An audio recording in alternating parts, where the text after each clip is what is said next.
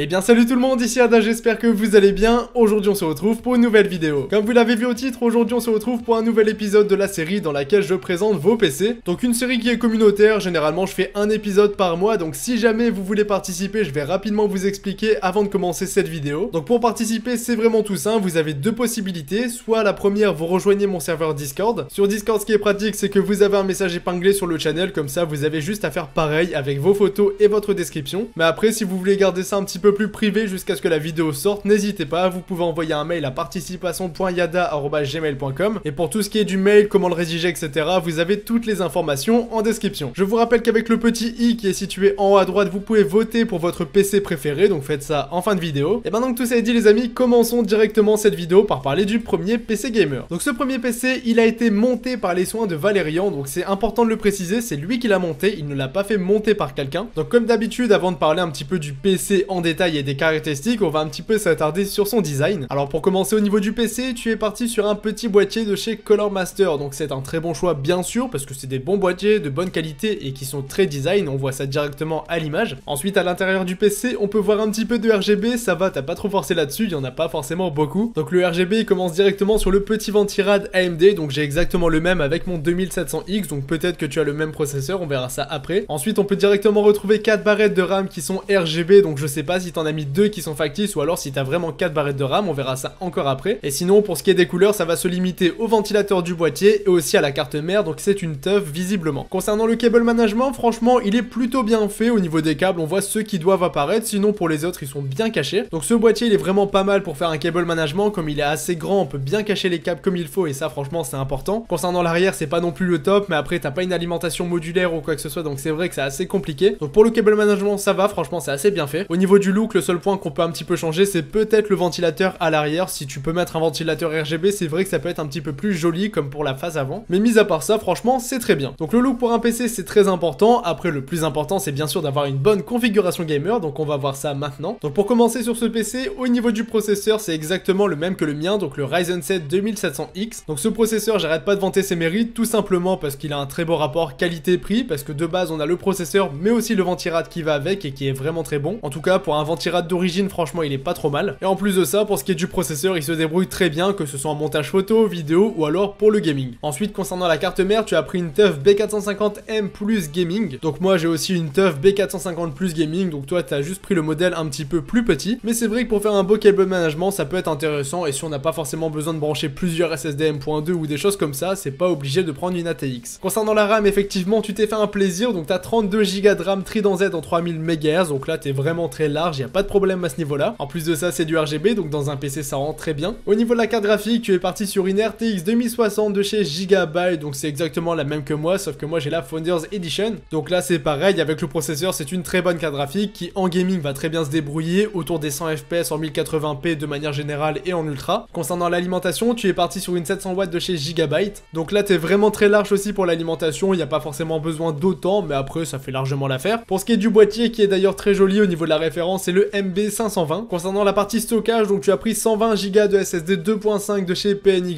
tout simplement pour installer Windows 10, et après tu as couplé ça à 2 Tera de HDD Seagate, comme ça t'es vraiment très large pour installer tous tes jeux. Pour en finir avec cette configuration, au niveau de la carte Wi-Fi, tu as mis une petite TP-Link à 15 €, comme ça t'as la Wi-Fi avec ton PC. Après je te conseille vraiment de prendre du CPL, c'est beaucoup plus simple. Et voilà pour cette configuration gamer, donc une configuration gamer très polyvalente qui ressemble vraiment fortement à la mienne. Donc on est sur une bonne configuration gamer très polyvalente, comme je vous l'ai dit, elle tourne vraiment tous les jeux du moment sans difficulté et en ultra. Et même pour ceux qui veulent se lancer dans le streaming, ça c'est par exemple une très bonne configuration. Et d'ailleurs les amis, si ça vous intéresse, j'ai monté un PC gamer à 850 € et c'est presque la même configuration que celle-ci, donc je vous mets le lien en description. Voilà pour la première configuration, donc félicitations à Valérian, franchement c'est une bonne configuration. Tu ne m'as pas donné de réseau, mais si tu veux je les ajouterai en description par la suite. Maintenant ce que je vous propose de faire c'est de directement passer à la deuxième configuration gaming. Donc cette fois-ci on se retrouve avec la configuration de Ilan qui a 17 ans. Il s'est payé cette config durant le Black Friday, comme ça t'as fait un maximum d'économies et ça fait plaisir. Commençons directement par parler du design de cette configuration avec un mot, RGB. Parce qu'en effet comme vous pouvez le voir, on est sur une configuration pleine de couleurs. Moi j'adore vraiment, je trouve ça très joli dans un setup gamer. Après faut aimer c'est sûr. Donc pour commencer on a directement 4 ventilateurs RGB, donc 3 en bas et un sur le côté. Et ensuite avec le ventirad t'as de nouveau du RGB. Les barrettes de RAM c'est pareil, il me semble que c'est les Corsair, les mêmes que moi en version RGB bien sûr. Une petite carte graphique de chez Aorus, tout simplement parce qu'elle est RGB. Et ensuite une carte mère qui je pense est de chez MSI parce que je reconnais un petit peu le RGB sur le côté. Donc il me tarde directement de voir les caractéristiques qu'embarque cette configuration parce qu'elle a l'air vraiment très bien. Avant ça, pour parler un petit peu du cable management, ça va, tu t'es aussi très bien débrouillé. Il y a le water cooling en plus qui ajoute un gros câble au milieu, c'est sûr que c'est un petit peu moins esthétique à ce niveau-là, mais comme il est RGB, ça va. Donc vraiment, on est sur un joli PC et il me tarde de découvrir les caractéristiques qu'il embarque. Donc pour commencer avec ce PC, au niveau du processeur, tu es parti sur le Ryzen 7 3700X, donc vraiment un excellent processeur, le meilleur rapport qualité-prix selon moi pour un budget de 350 € environ. C'est le grand frère du processeur qu'on avait vu tout à l'heure, mais après c'est vrai que niveau performance etc, il y a vraiment rien à voir. Concernant la carte mère, tu es parti sur une B450 Tomahawk Max, donc c'est vrai que je l'ai assez vanté celle-ci parce qu'elle est vraiment à très bon prix. Enfin à très bon prix du sens où le BIOS est déjà mis à jour d'origine pour accueillir les Ryzen 3000 et du coup on n'est pas obligé de mettre plus de 200 € pour accueillir les nouvelles cartes mères X570. Ensuite au niveau de la RAM, je l'avais deviné, mais tu es parti sur les Corsair Vengeance RGB Pro, donc là on a 2 x 8 Go de RAM pour nous faire 16 Go de RAM qui sont cadencés à 3200 MHz. Concernant la partie stockage, tu as 2 Tera de HDD classique plus 240 Go de SSD 2.5, donc là ça fait largement l'affaire. Tu peux installer Windows 10 et les logiciels les plus importants sur le SSD et les jeux sur le reste. Ensuite au niveau de l'alimentation, t'as pas déconné avec une 650 watts Gold Plus modulaire, donc ça fait plaisir. Le boîtier c'est le pur style RGB de chez Sharkoon, donc c'est un très joli boîtier, notamment avec les ventilateurs sur le bas. Je le possède aussi personnellement sur ma seconde configuration, d'ailleurs j'ai fait une vidéo dans laquelle je l'utilisais pour un montage de PC, donc vraiment c'est un très joli boîtier. Et pour finir, la pièce maîtresse pour la fin de cette configuration, donc la carte graphique. Donc on est sur une petite Aorus RTX 2080 qui est franchement excellente au niveau du design, elle est vraiment très jolie. Après c'est du Aorus, donc c'est du Gigabyte qui est complètement boosté, que ce soit au niveau des performances ou au niveau du design, donc vraiment un très bon choix si on met le prix de côté. Donc cette configuration franchement c'est vraiment un plaisir, elle est très jolie, très bien montée, très bien pensée. En plus de ça elle est RGB, donc elle est encore plus puissante, ça c'est sûr. Donc tu as vraiment fait des très beaux choix, j'ai un petit coup de cœur parce que c'est vrai que c'est du RGB, c'est assez joli à regarder, ça on va pas se le cacher. Mais moi de mon côté je te félicite vraiment pour tes choix, en plus de ça avoir un PC comme ça à 17 ans, ça fait plaisir. Voilà les amis pour la seconde configuration, maintenant on termine cette vidéo chill avec une dernière config. Donc cette configuration un petit peu dans les tons violets, c'est celle de Acer 112. Donc encore une fois on commence directement par parler un petit peu du design de cette configuration. Pour commencer on est sur un petit boîtier de chez Corsair que j'ai déjà présenté pas mal de fois en vidéo, c'est vrai qu'il est très joli. Après celui-ci je l'ai jamais possédé personnellement. Ces boîtiers il me semble que c'est les IQ et franchement je les trouve vraiment très jolis, que ce soit en noir ou en blanc. Donc là de ton côté tu as pris la version noire, donc très bon choix aussi. Sinon concernant l'intérieur de cette configuration, donc là comme ça avec la photo on dirait qu'il n'y a pas beaucoup de place, mais je vous rassure il y en a quand même beaucoup. Donc pour commencer au niveau de la carte mère, il me semble, je vois Tomahawk décrit, donc je pense que c'est la même que tout à l'heure, on verra ça un petit peu après. On voit 2 barrettes de RAM qui sont RGB, de nouveau du Corsair, je pense que c'est les mêmes ou un modèle similaire. On a un petit ventirad de chez AMD, donc comme ça je dirais que c'est le Hyper 212 RGB, mais après ça reste à voir, je suis pas un pro des ventirades non plus. On a une petite carte graphique de chez Gigabyte, vous êtes assez nombreux à en avoir, en même temps ça se comprend parce qu'au niveau du prix ils sont très bien placés. Après c'est sûr qu'au niveau des performances et du bruit c'est pas forcément les meilleurs, mais ça c'est pas le sujet de cette vidéo. Et ensuite au niveau des ventilos, on est sur du RGB, enfin plutôt là pour le coup au niveau des photos on est sur les couleurs de chez Color Master. Concernant le cable management, franchement ça va, c'est très bien fait, je sais pas si c'est toi qui l'as monté toi-même, mais en tout cas il est bien fait. Donc maintenant il me tarde directement de découvrir ce qui se cache à l'intérieur de ce PC. Donc pour commencer au niveau du budget, il t'a coûté environ 1100 €, donc ça c'est bien de le préciser. Et pour 1100 €, on commence directement avec le processeur, donc on est sur le Ryzen 5 3600. Tu ne l'as pas overclocké, après ça tu peux faire comme tu veux. En plus de ça tu as un bon ventirad qui te permettra de le faire. Donc ce Proco il est plus ou moins équivalent, voire un petit peu plus performant qu'un Ryzen 5 2700X qu'on avait vu au début de la vidéo. Donc c'est pareil, il te permettra de faire un petit peu tout ce que tu veux, montage photo, vidéo ou gaming. Concernant le ventirad, j'avais raison, donc c'est le Color Master Hyper 212, sauf que c'est la version Black Edition. Concernant la carte mère, j'avais aussi deviné avec la B450 Tomahawk Max, donc c'est encore une fois la même qu'on avait tout à l'heure sur le PC d'avant. Au niveau de la RAM, c'est encore la même chose, désolé si je me répète un petit peu, mais bon, vous avez les mêmes, c'est pas pour rien, c'est parce que c'est des bons produits. Donc c'est de nouveau les Corsair Vengeance RGB, donc cette fois-ci t'as 2 x 8 Go de RAM pour faire 16 Go de RAM en 3000 MHz. Concernant la carte graphique, c'est exactement la même que pour le premier PC gamer, donc une RTX 2060 de chez Gigabyte en version overclockée. Donc combiné avec ce processeur, on aura plus ou moins les mêmes performances qu'avec le premier PC de cette vidéo, donc à peu près 100 FPS en 1080p et en ultra sur tous les jeux du moment. Après bien sûr des jeux comme Fortnite etc,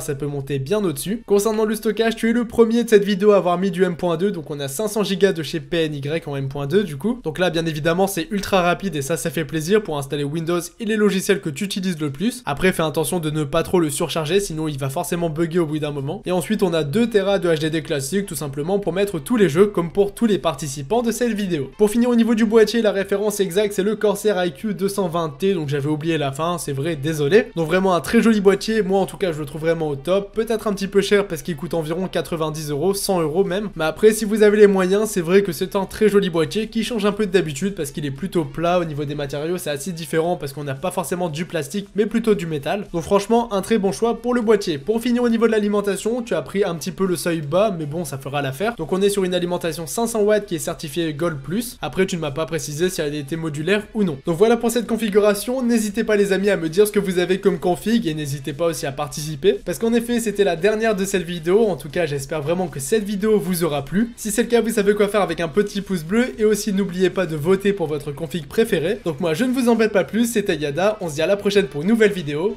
Salut tout le monde.